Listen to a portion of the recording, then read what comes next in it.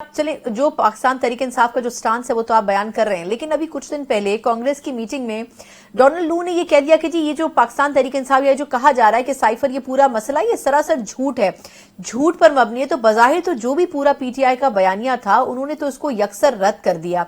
तो एक तो ये कि इस पर आप क्या कहेंगे, क्योंकि वो आज भी इस बात पर कायम है, वो कह रहे हैं कि जी मेरी अहलिया और मुझे भी थ्रेट्स मिलते रहे, धमकियां दी जाती रही। दूसरा अहम सवाल सर ये बताएगा कि इमरान खान साहब और उनकी अहलिया को 4 अप्रैल को अदालत में पेश होने का हुक्म जारी हुआ है। बड़े एफर्ट्स के बाद बिल आखिर उनको पेश करने के लिए प्रोडक्शन ऑर्डर की बात की गई है। तो आपको क्या लगता है कि क्या ये जानबूझ के रोकने की कोशिश की जा रही थी, और अगर ये रास्ता खुला है तो अब आहिस्ता आहिस्ता आपको लगता है कि अब अदालती सतह के ऊपर भी किसी हद तक बेहतरी की गुंजाइश पैदा होती जा रही है?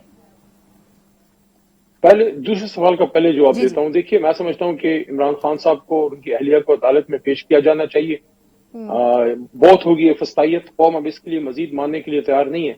और मैं आपको ये बता रहा हूं, मैं फोरवार्न कर रहा हूं, मैं लोगों को ये बताना चाहता हूं कि मजीद कौम ये फस्तायत बर्दाश्त नहीं करेगी। ईद के बाद कौम ने जो है इस पे फिर निकलना ही निकलना है। देखिए, इस मसले का कोई आईनी कानूनी कोई सियासी हल निकालना चाहिए। केसेस सारे सियासी हैं, कोई भी उनमें प्रॉपर केस नहीं है, सारे सियासी केसेस हैं।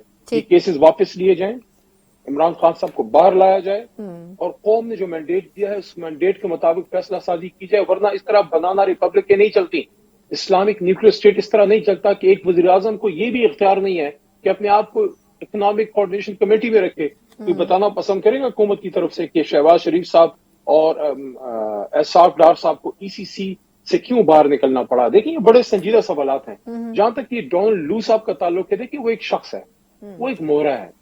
वो जो खत था या वो जो पैगाम था, वो जो धमकी थी या मदाखलत, whatever you call it, ये डोनाल्ड लू की हमसे जाती दुश्मनी तो नहीं है, इमरान खान से कोई रकाबत तो नहीं है। डोनाल्ड लू कौन है हमें तो पता भी नहीं था।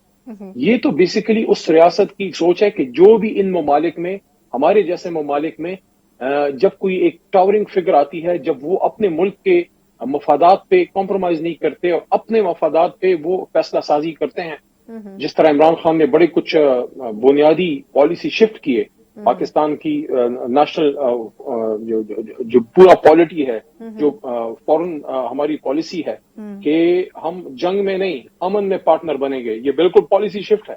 दूसरी बात कि हम कोई आपको अड्डा शड्डा नहीं देंगे। फिर जाके इस्लामिक ब्लॉक की 2 बड़े ओआईसी की 2 कॉन्फ्रेंसें कर देना, अफगानिस्तान में अमन के लिए किरदार अदा करना, फिर जो है रूस के साथ ताल्लुकात बढ़ाने के साथ साथ ईरान के साथ, ये सारी चीजें ऐसी हैं जो उनको एक आंख नहीं बाती। तो ऐसी फिगर्स के खिलाफ फिर उनका ये चीज आना तो कुदरती अमल है। अब ये बताइए, क्या एक जिम्मेदार जो भी डोनाल्ड लू है अपने मुल्क का तो अपने मुल्क का तो जिम्मेदार ही होगा ना वो। क्या आप समझते हैं कि कांग्रेस के सामने जाके वो इन राजों से पर्दा जो है हटाएगा, अंडा फोड़ेगा बीच चौराहे? कभी नहीं करेगा, वो कभी नहीं करेगा। लेकिन अगर उसकी बात को सच भी कोई मान ले, अगर उसकी बात सिर्फ एक लम्हे के लिए सच मान ले, जो कहता है कि साइफर नहीं था, तो जो लोग ये कह रहे हैं, जिनको डोनाल्ड लू उनके दिलों को भा रहा है, तो फिर अगर साइफर नहीं था तो ये केस किस चीज का चल रहा है?